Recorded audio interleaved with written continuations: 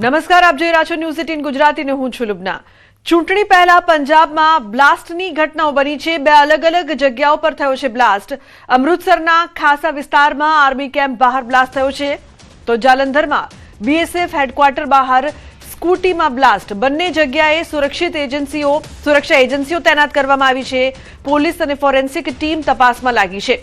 આ ઘટનામાં કોઈ જાનહાનિના અહેવાલ નથી, પરંતુ આ સમગ્ર ઘટના બાદ ચકચાર પંજાબના અમૃતસર શહેરમાં અટારી રોડ પર બીએસએફના ખાસા કેમ્પ સામે આવેલા આર્મી કેમ્પની બહાર દિવાલ નજીક અચાનક ધડાકો થયો છે, જેનો અવાજ દૂર દૂર સુધી સંભળાયો અને વિસ્તારમાં ભયનો માહોલ સર્જાયો હતો। ઘટના અંગે જાણ થતાં જ પોલીસના ઉચ્ચ અધિકારીઓ તાત્કાલિક સ્થળ પર પહોંચી ગયા હતા અને સમગ્ર વિસ્તારને કોર્ડન કરીને તપાસ શરૂ કરી હતી।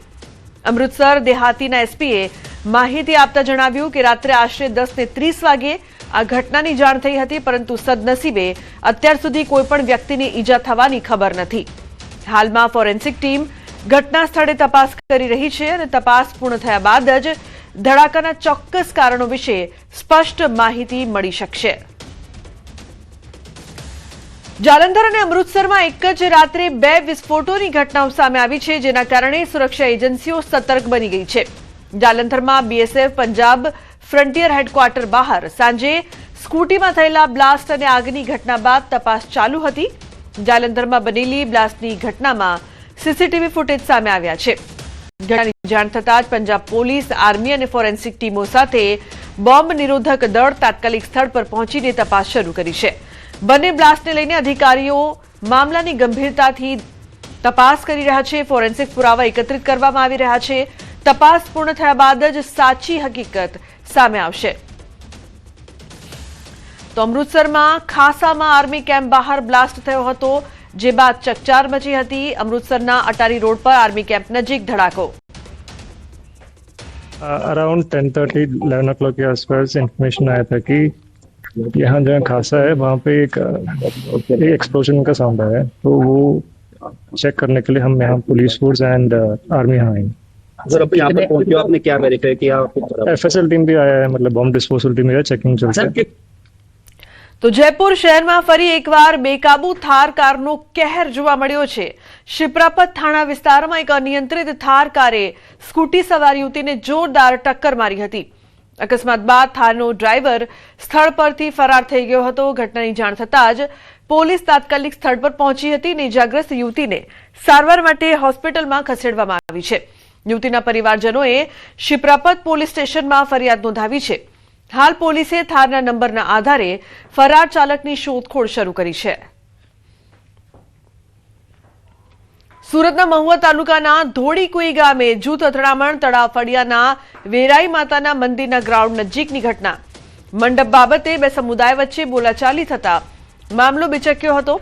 નજીકના એક સમુદાયના લગ્ન પ્રસંગનું આયોજન હતું। લગ્ન પ્રસંગ માટે બનાવેલા મંડપ કેટલાક લોકોએ પાડી દીધાનો આરોપ છે। અગાઉ પણ બંને સમુદાય વચ્ચે અથડામણ થઈ હતી। ઉગ્ર બોલાચાલી બાદ બંને સમુદાયનું ટોળું પોલીસ મથકે પહોંચ્યું। પોલીસે જવાબદારો સામે ગુનો નોંધીને વધુ તપાસ હાથ ધરી છે। તો આ સમગ્ર ઘટના બાદ તપાસ કરવામાં આવી રહી છે। મંડપ બાબતે બે સમુદાય વચ્ચે બોલાચાલી થઈ, જે બાદ મામલો છે તે વધુ બિચક્યો।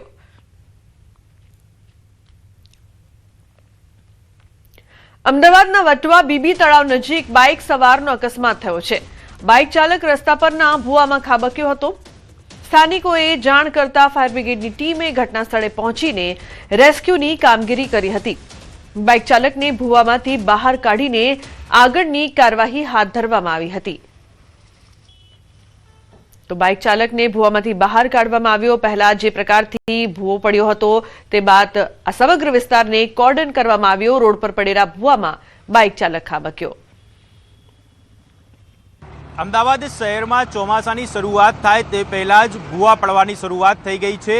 આપ જે દ્રશ્ય જોઈ રહ્યા છો વટવા વિસ્તારના આ દ્રશ્ય છે। વટવા 4 રસ્તા પાસે જોઈ શકાય છે કે મહાકાય ભૂવો પડ્યો છે અને મહત્વની બાબત તો એ છે કે મંગળવારે રાત્રે જે રીતે વાતાવરણની અંદર પલટો આવ્યો હતો અને ક્યાંક ધોધમાર વરસાદ પણ વરસ્યો હતો, ભારે પવન સાથે વરસાદ વરસ્યો હતો, ત્યારે આ જ ભૂવાની અંદર એક બાઇક સવાર છે તે ગરકાવ થઈ ગયો હતો। જો કે સદનસીબે કોઈપણ પ્રકારની ગંભીર જાનહાનિ જોવા મળી ન હતી, પરંતુ જે પ્રકારે બાઇક ચાલક અંદર પડી ગયો હતો તેને ઈજા પહોંચી હતી અને તાત્કાલિક જે રાહદારીઓ છે તેઓએ ફાયર બ્રિગેડને જાણ કરતાં ફાયર બ્રિગેડ ઘટના સ્થળ પર પહોંચ્યું હતું અને જે રાહદારી છે તેને સુરક્ષિત રીતે બહાર કાઢવામાં આવ્યો હતો. મહત્વની બાબત તો એ છે કે દર વર્ષે કરોડો રૂપિયાનો ખર્ચો કરવામાં આવે છે, પ્રી મોન્સૂન એક્શન પ્લાન બનાવવામાં આવતો હોય છે, તેમ છતાં આ જ પરિસ્થિતિનું નિર્માણ અને આ જ પરિસ્થિતિનું પુનરાવર્તન દર વર્ષે જોવા મળતું હોય છે. કેમેરામેન ખેંગા રાઠોડ સાથે ઋત્વિજ સોની, ન્યૂઝ 18 ગુજરાતી, અમદાવાદ. તો ગુજરાતના વાડીનારમાં એક હાઈટેક શીપ રિપેર હબ બનાવવામાં આવશે. પ્રધાનમંત્રી નરેન્દ્ર મોદીની અધ્યક્ષતામાં આર્થિક બાબતોની કેબિનેટ સમિતિનો નિર્ણય. ₹1,570 કરોડના એક મોટા પ્રોજેક્ટને મંજૂરી આપવામાં આવી છે. આ પ્રોજેક્ટ દીનદયાળ પોર્ટ ઓથોરિટી અને કોચિન શિપયાર્ડ લિમિટેડ દ્વારા સંયુક્ત રીતે વિકસાવવામાં આવશે. તેમાં 650 મીટર લાંબી જેટી, 2 મોટા તરતા ડ્રાય ડોક્સ, વર્કશોપ અને જરૂરી દરિયાઈ માળખાકીય સુવિધાઓનો પણ સમાવેશ થશે. આ પ્રોજેક્ટથી ભારતને એક મોટો ફાયદો એ છે કે 300 મીટર લંબાઈ સુધીના મોટા જહાજોનું સમારકામ હવે સ્થાનિક સ્તરે કરી શકાય છે. હાલમાં આવા મોટા જહાજોનું સમારકામ વિદેશમાં કરવું પડે છે, જેમાં સમય અને પૈસા બંને લાગે છે. આ સુવિધાથી આશરે 290 લોકોને સીધી રોજગારી અને 1100 થી વધુ લોકોને પરોક્ષ રોજગારીનું સર્જન કરશે. આસપાસના વિસ્તારોમાં નાના ઉદ્યોગો અને અન્ય દરિયાઈ સેવાઓને પણ પ્રોત્સાહન આપશે.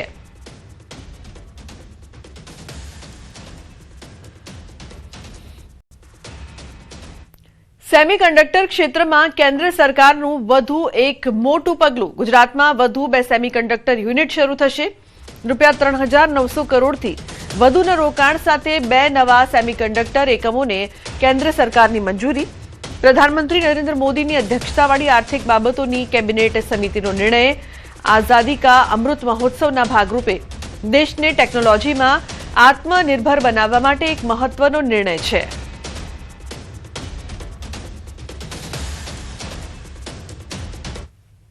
અમદાવાદ મ્યુનિસિપલ કોર્પોરેશનની 2026ની ચૂંટણીમાં કોંગ્રેસના કુબેરનગર વોર્ડમાંથી વિજેતા થયેલા કલ્પનાબેન કોડેકર વિરુદ્ધ કૃષ્ણનગર પોલીસ સ્ટેશનમાં ફરિયાદ નોંધાઈ છે. ઉમેદવારી સમયે રજૂ કરેલા સ્કૂલ એલસી બનાવટી હોવાનું જિલ્લા શિક્ષણ અધિકારીની તપાસમાં બહાર આવ્યું છે. કૃષ્ણનગર વિદ્યાવિહાર હાઈસ્કૂલના ટ્રસ્ટીએ નોંધાવેલી ફરિયાદના આધારે પોલીસે ગુનો દાખલ કરીને તપાસ શરૂ કરી છે.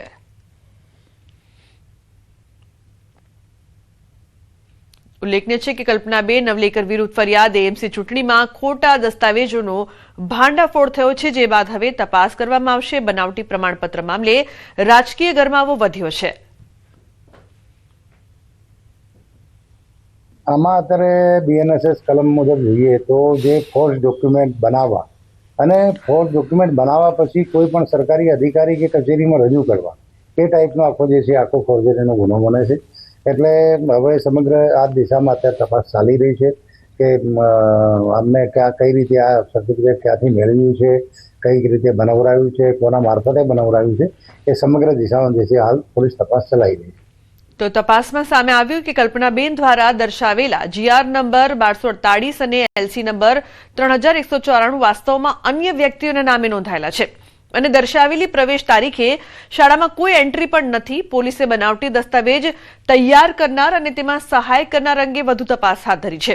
મામલો રાજકીય ગરમાવો પકડી રહ્યો છે અને આગામી દિવસોમાં વધુ ખુલાસા થવાની પણ શક્યતા છે.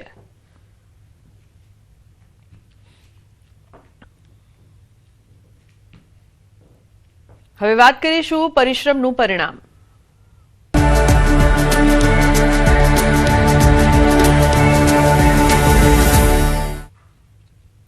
સુરતમાં ધોરણ 10નું 86.4% પરિણામ જાહેર થયું છે. સુરતના ડાયમંડ ઉદ્યોગમાં ભલે મંદી હોય પણ ડાયમંડ પરિવારમાંથી આવતા દીકરા દીકરીઓ ડાયમંડની જેમ ચમક્યા છે. સામાન્ય પરિવારના રત્ન કલાકારના દીકરા દીકરી 98% લાવીને સ્કૂલ અને પરિવારના નામ રોશન કરી રહ્યા છે. ડાયમંડ સિટી સુરતમાં ભલે ડાયમંડની ચમક ઝાંકી થઈ ગયો પણ ધોરણ 10માં ડાયમંડ પરિવારમાંથી આવતા દીકરા દીકરીઓ મેદાન મારી ગયા છે. કારણ કે કહી શકાય કે A1 ગ્રેડમાં પાસ થયા છે. આપણી સાથે એક વિદ્યાર્થી છે, આપણે પહેલા એની સાથે વાત કરીશું. બેટા, શું નામ આપનું? લક્ષ રાદડિયા. લક્ષ, શું પરિણામ આવ્યું છે? ફાધર શું કરે છે? 94.66% અને 99.2 PR આવ્યા છે અને ફાધર રત્ન કલાકાર છે. મારે 98.66% આવ્યા છે અને મારા પિતા એક રત્ન કલાકાર છે. ખૂબ મહેનત કરી છે અને તકલીફો પણ હતી, પણ એ તકલીફોનો સામનો કર્યો અમે. ડાયમંડના ઉદ્યોગમાં ભલે મંદી હોય ત્યારે પરિવારમાં ડાયમંડની જેમ ચમકીને આવેલા દીકરા દીકરીઓ પરિણામમાં A1 ગ્રેડ તો લાવ્યા છે, પણ હવે ડોક્ટર બની પરિવારની આર્થિક મદદ કરવાનું પણ વિચારી રહ્યા છે. કેમેરામેન જીગર ગુગલ સાથે કીર્તેશ પટેલ, ન્યૂઝ 18 ગુજરાતી, સુરત. સમાચારમાં આગળ વાત કરીશું મિની વાવાઝોડું.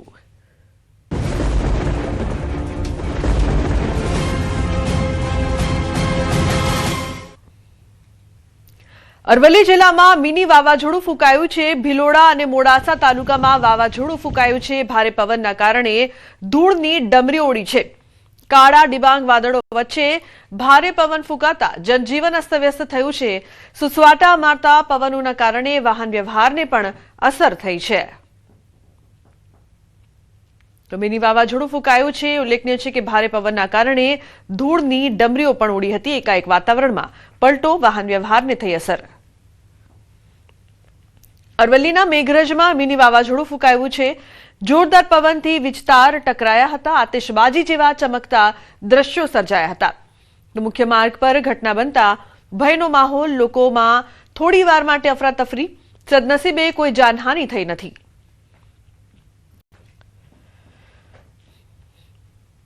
તો અરવલ્લીના મેઘરજ તાલુકામાં મિની વાવાઝોડું ફૂંકાયું છે. ભારે પવનના કારણે વિસ્તાર ટકરાતા આગ ભભૂકી ઉઠી હતી. લીમડાના વૃક્ષમાં તણખલું પડતા આગ ભભૂકી હતી.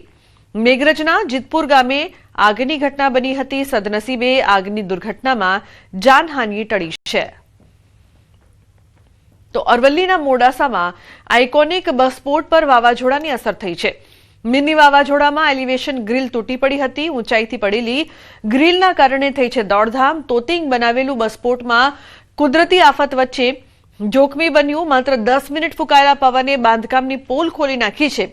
બસપોર્ટ પર હજારો લોકોની અવરજવર રહેતી હોય છે. મોડાસા 4 રસ્તા પાસે સીડી પડતા કારને નુકસાન થયું હતું. બસ સ્ટેશનના ઉપરની વાવાઝોડું, હલકું વાવાઝોડુંના પવન આવવાના કારણે ઉપરની ઇંગલોની ગ્રીલો નીચે પડતા અમે અંદરથી દુકાનની અંદર બેઠેલા હતા. ઉપરથી નજર નાખીને જોતા જતા ઇંગલો બધી વારાફરતી પડવા લાગી ને માણસોની અવર જવર થતી હતી. એમાં પણ 2-3 માણસો બચી ગયા કે જે જોખમ જેવું હતું પણ બચી ગયા. પણ કુદરતી રીતે બહુ ખરાબ પરિસ્થિતિ થવાની હતી. તો એલિવેશન ગ્રીલ તૂટી, જાનહાનિ નહીં, પરંતુ મિની વાવાઝોડાના કારણે ઠેર ઠેર અસર. બસપોર્ટમાં ગ્રીલ તૂટી. મિની વાવાઝોડાના કારણે અનેક જગ્યાએ જે પ્રકારથી અલગ અલગ દ્રશ્યો સામે આવી રહ્યા છે. ત્યારે આપ 4 અલગ અલગ દ્રશ્યો જોઈ રહ્યા છો. એક તરફ એલિવેશન ગ્રીલ તૂટી, કારને નુકસાન થયું છે. બીજી તરફ જે વાયર છે ત્યાં તણખલો જોવા મળ્યો હતો. વાતાવરણમાં પલટો. અનેક જગ્યાએ અલગ અલગ દ્રશ્યો સામે આવ્યા છે. તો બીજી તરફ ઝાડ સળગ્યું, તેના પણ દ્રશ્યો આપ ટીવી સ્ક્રીન પર જોઈ રહ્યા છો. હાર્દિક જોડાયા છે વધુ માહિતી આપવા માટે. હાર્દિક, અરવલ્લીની સમગ્ર વાત કરીએ તો કેવી પરિસ્થિતિ છે, શું વધુ વિગતો છે? હા લુબના, ચોક્કસથી જે પ્રકારે અરવલ્લી જિલ્લામાં ગત સાંજે જે પ્રકારે મિની વાવાઝોડાનો આતંક જોવા મળ્યો, ખાસ કરીને ભિલોડા પંથકમાંથી આજે મિની વાવાઝોડાની શરૂઆત થઈ હતી, જે રાજસ્થાન તરફથી પવનો આવ્યા અને ત્યારબાદ આ પવનોએ મોડાસા તાલુકા તેમજ શહેરને ગમરોડ્યું હતું. ખાસ કરીને મેઘરજ પંથકમાં પણ સ્થિતિ જોવા મળી હતી. જે પ્રકારે મેઘરજના વિસ્તારમાં જે તારના કારણે જે પ્રકારે તણખા ખર્યા ત્યાં લોકોમાં ભય વ્યાપ્યો હતો એ વિડીયો જોઈને. ખાસ કરીને જે વૃક્ષમાં પણ એક આગ લાગી હતી. અને આ સિવાય પણ જે આઇકોનિક બસપોર્ટ ગત વર્ષે એપ્રિલ માસમાં બનાવવામાં આવ્યું, ઉદઘાટન કરવામાં આવ્યું હતું મુખ્યમંત્રીના હસ્તે, તેમાં પણ લોખંડની ગ્રીલ ખૂબ ઊંચાઈથી નીચે પડી હતી. સદનસીબે કોઈ નીચે નહોતું, નહીતર જાનહાનિ થઈ શકતી હતી. પરંતુ હમણાં જ બનાવેલા કરોડ રૂપિયાના આ આઇકોનિક બસપોર્ટના કારણે કોઈકનો જીવ જોખમાઈ શકતો હતો. બીજી તરફ પાસે પણ જે પેટ્રોલ પંપ છે તેની પાસે જે કાર પડી હતી તેમાં ઉપર સીડી પડતા નુકસાન થયું હતું. એટલે કે વ્યાપક નુકસાન જોવા મળ્યું છે. ગામડાઓમાં પણ જે પ્રકારે તબેલા હોય છે, તબેલાના જે પતરા હોય છે, પતરા ઉડી જવાની પણ ઘટનાઓ બની છે. એટલે કે ખૂબ ભારે વાવાઝોડું જોવા મળ્યું હતું. લુબના, બિલકુલ હાર્દિક, આભાર સમગ્ર માહિતી બદલ. વાત કરીએ અમદાવાદની. અમદાવાદના વાતાવરણમાં અચાનક પલટો જોવા મળ્યો હતો. રાત્રિના સમયે ભારે પવન સાથે વરસાદ ખાબક્યો હતો.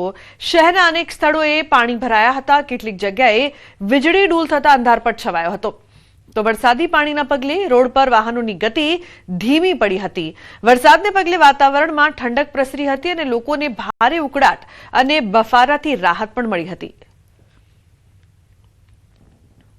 રાજ્યના વાતાવરણમાં એકાએક પલટો આવ્યો છે અને હવામાન વિભાગે જે આગાહી કરી હતી અને એ આગાહીને પગલે અમદાવાદ સહિત રાજ્યભરમાં ક્યાંક ને ક્યાંક કમોસમી વરસાદ જે છે તે પણ જોવા મળ્યો છે અને વાતાવરણમાં અચાનક પલટો જે મોડી સાંજે આવ્યો અને તેના કારણે શહેરના પ્રહલાદનગર વિસ્તાર છે, બોપલ વિસ્તાર છે, તેમજ સરખેજ અને જુહાપુરા વિસ્તાર છે કે જ્યાં ભારે પવન સાથે વરસાદ જોવા મળ્યો છે અને એ વરસાદના કારણે અત્યારે આપ જે જોઈ શકો છો કે આ પશ્ચિમ વિસ્તારને પ્રહલાદનગરના એસજી હાઈવે વિસ્તારમાં જે છે તે પાણી ભરાયા છે. જે પ્રકારની આગાહી હતી હવામાન વિભાગે અને એ હવામાન વિભાગને પગલે આગાહીના પગલે વાતાવરણમાં એકાએક પલટો આવ્યો છે. દિવસ દરમિયાન જે 42-43 ડિગ્રી આસપાસ જે ગરમીનો માહોલ હતો અને અસહ્ય ગરમીનો માહોલ હતો અને તેમાં એકાએક વાતાવરણમાં પલટો આવતા વાતાવરણમાં ઠંડક પ્રસરી છે અને જે અમદાવાદવાસીઓ છે કે તેઓએ વાતાવરણમાં ઠંડક પ્રસરતા રાહતનો શ્વાસ જે છે તે લીધો છે. કેમેરામેન શ્રેણિક મહેતા સાથે સંજય ટાંક, ન્યૂઝ 18 ગુજરાતી, અમદાવાદ. તો ભારે પવનના કારણે શહેરના પ્રહલાદનગર વિસ્તારમાં વૃક્ષ ધરાશાયી થવાની ઘટના પણ સામે આવી હતી. કોર્પોરેટ રોડ પર સ્ટ્રીટ લાઇટનો પોલ પડી જતા અંધારપટ છવાયો હતો. વીજ પોલ અને વૃક્ષ ધરાશાયી થતા એક તરફનો રસ્તો પણ બંધ થયો હતો, જેના કારણે વાહન ચાલકોને હાલાકી પડી હતી. અમદાવાદ સહિત રાજ્યભરમાં વાતાવરણમાં એકાએક પલટો આવ્યો છે અને અમદાવાદમાં જે પ્રકારે વાતાવરણ પલટાયું છે અને તેના કારણે શહેરના એસજી હાઈવે વિસ્તારના કેટલાક વિસ્તારો છે કે જ્યાં ગાજવીજ સાથે વરસાદ પણ પડ્યો છે અને ભારે પવન ફૂંકાયો હતો. હાલ આપ જે દ્રશ્ય જોઈ શકો છો કે અમદાવાદના પ્રહલાદનગર વિસ્તારમાં જે કોર્પોરેટ રોડ છે કે ત્યાં એક સ્ટ્રીટ લાઇટનો પોલ જે છે તે રસ્તાની એક બાજુ નમી પડ્યો છે અને તેના કારણે રસ્તામાં જે છે એ વીજ પોલ નમી પડતા રસ્તો એક તરફનો બંધ થઈ ગયો છે અને બીજી તરફનું એ દ્રશ્ય પણ આપને બતાવીશ કે હાલ આપ જે જોઈ શકો છો કે જે રીતે પવનની તીવ્રતા હતી, ભારે પવન ફૂંકાયો હતો અને સાથે સાથે વરસાદ પડ્યો છે અને તેના કારણે રસ્તા પર ઝાડ પડવાની પણ ઘટના સામે આવી છે અને તેને લઈને એક સાઈડનો રસ્તો જે છે તે પણ બંધ થઈ ગયો છે.